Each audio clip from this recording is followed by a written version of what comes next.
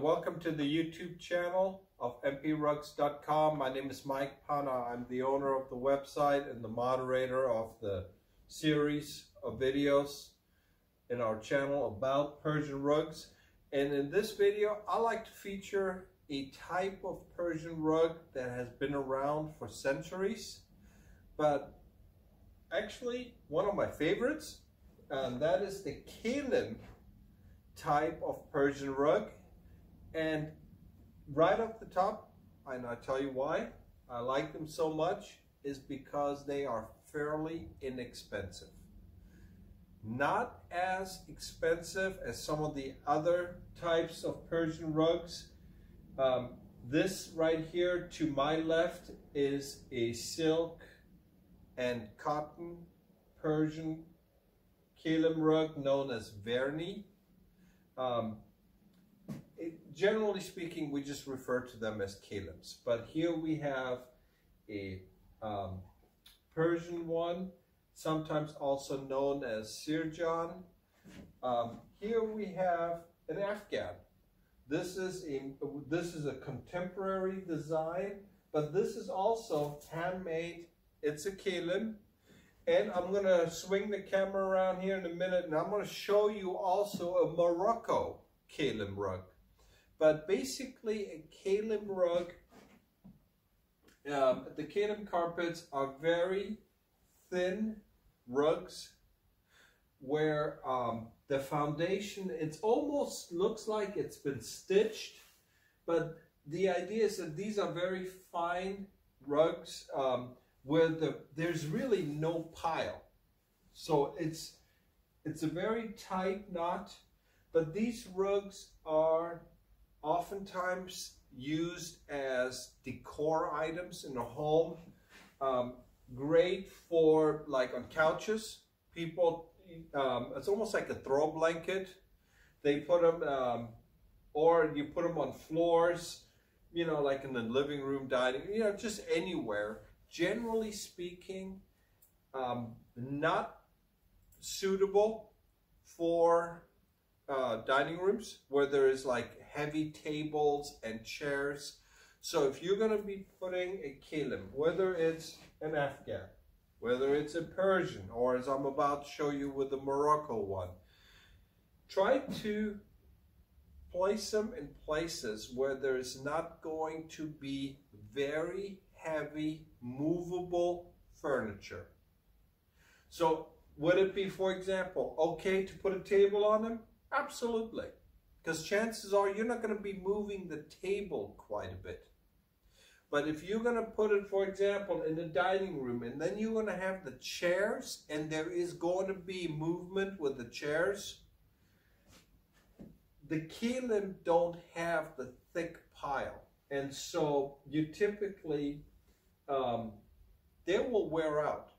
So if it's in a place where there is a stationary furniture, not a big deal. But if it's something where you're going to have chairs moving constantly, I wouldn't recommend them. But having said that, I really like them. So what I'm going to do, as I've always done, is I'm going to get behind the camera, and like I said, I'm going to introduce you to a Morocco Kelim as well. In an earlier one of the other videos that I just made, that I talked about the vintage rugs, and as much as I dislike the vintage Persian rugs, and I think I made my feelings about them pretty well known, the opposite is true for the genuine Kelim rugs, because these rugs were made from the beginning with an understanding that there is not going to be a thick pile. Whereas the vintage rugs, well, there's a different story behind them. And I'm actually going to talk about that as well. So I'm going to finish up this segment right here. I'm going to get behind the camera as I always do. So I'm going to see you again here in just a minute. So here I'm back again behind the camera as always. And I had earlier shown you, this is an Afghan handmade Kelim. Here is a traditional Persian Kilim. This is an example of what a silk on cotton is all about, and I'll explain to you in a minute. Here is a Morocco Kelim. You have 3 Kelims from 3 different countries. They all have the same idea behind them. You have a very thin pile. As you can see, it's almost like, and this is also common, and I wish I had my old Navajo rug, Native American, that they also had this time of stitching. But remember now, keep in mind, I say the word stitching, but these are actually handmade. So it's not so much with stitching, obviously, I'm thinking sewing machine, and that would be machine made. These are actually made by hand, and you can see how the knots, especially in these Afghans, are great examples. Here you have one that's a contemporary design, which has become very popular with some of our clients. Afghan, again, then made out of wool. And here we have a Persian. And on the Persian Kilims, you oftentimes have these are what's known as vernis. Here you have a silk on cotton. So the cotton has a cotton foundation, and then the silk is basically stitched in. It is woven in.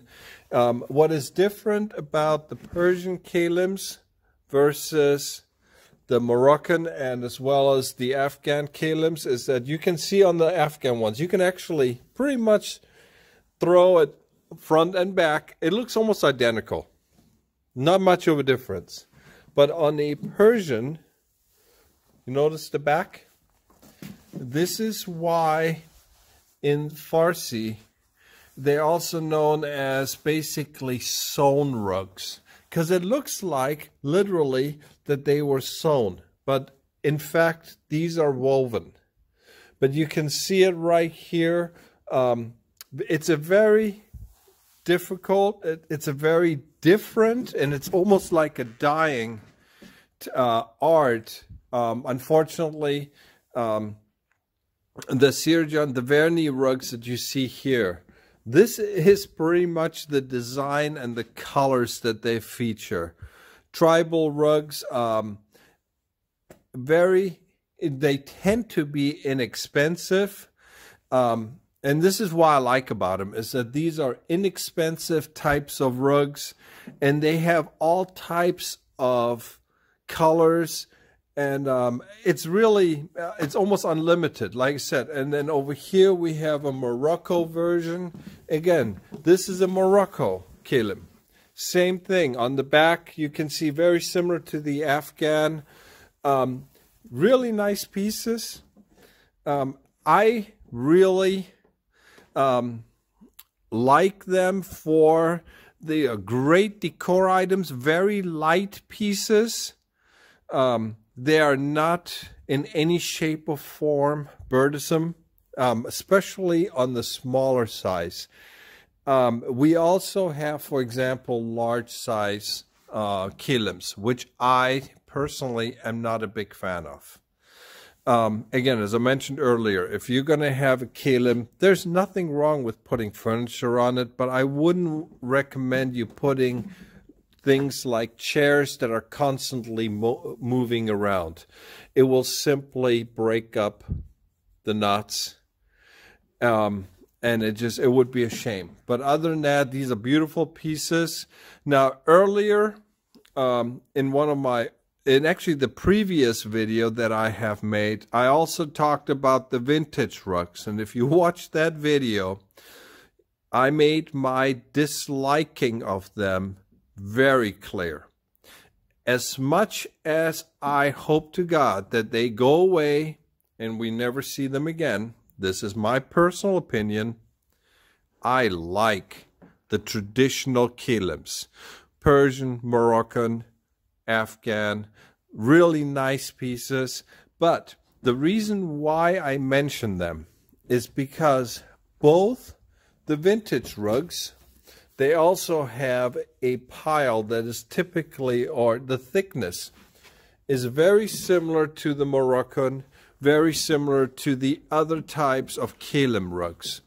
So from that standpoint, I can tell you that the Kelims and the vintage have the same thickness and everything. But the Kelims were made to be without a pile. The foundation is much stronger. The vintage rugs are former traditional Persian rugs, like, for example, this piece right here, where the pile was removed. And if you watch the video that I made about the vintage Persian rugs, I talk about how they go about it and everything. But you basically had a thick rug that was turned into a skeleton. Whereas the genuine Kelim rugs, I mean, these are basically rugs that are from birth skeletons. Hate to use it, but that's basically what it is. There's not a whole lot of material here. But because they were done like that from birth, they were made to be strong. These are really strong, solid pieces. And so I have absolute no problems recommending them. Now, as I mentioned to you earlier, and I'm just going to swing over here, I do want to put a quick disclaimer. Here is another vintage rug. I do not sell the vintage rugs. We have a few here that, you know, like I said, we're in the wholesale business. We provide them for our clients as needed. These are rugs that I do not have on my website, and I hope I never will, because I genuinely, and this is personal for me, I don't like them. I don't think they're worth their money. If you are going to spend the money, here are the Kelims, and these are on my website. Now, I'm stating this to you because I want you to understand. I am not trying to tell you to buy the rugs off of my website, and I'm deliberately bad-mouthing rugs that I will not put on my website. I just want you to know, if you feel like I'm trying to bad-mouth a product that's not on my website versus the ones that are, well, you know what, please buy the rugs somewhere else. I am not trying to market my rugs at the expense of others. This is not what I'm about. The problem that I'm having, and this is what I showed earlier, there's a lot of damaged areas with vintage rugs that you don't have in the genuine Kelims. You're not going to have you're not going to have areas that were stitched together or cut off. So what you have on these genuine Kelims is that even though they have the same thickness as the vintage rugs, these are undamaged, and they were made to be the way they are. Much stronger.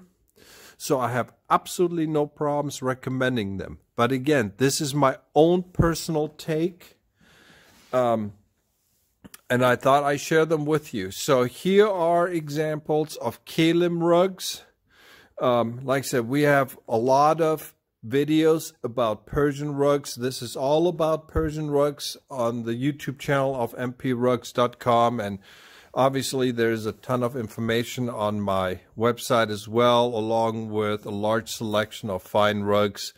But I wanted to take my time and explain to you a little bit about the Kelims, what to look for, and also show you the variety of them. So and being that they are similar in terms of thickness and in terms of just the way they are to some of the vintage rugs, I thought I'd show you point literally next to each other.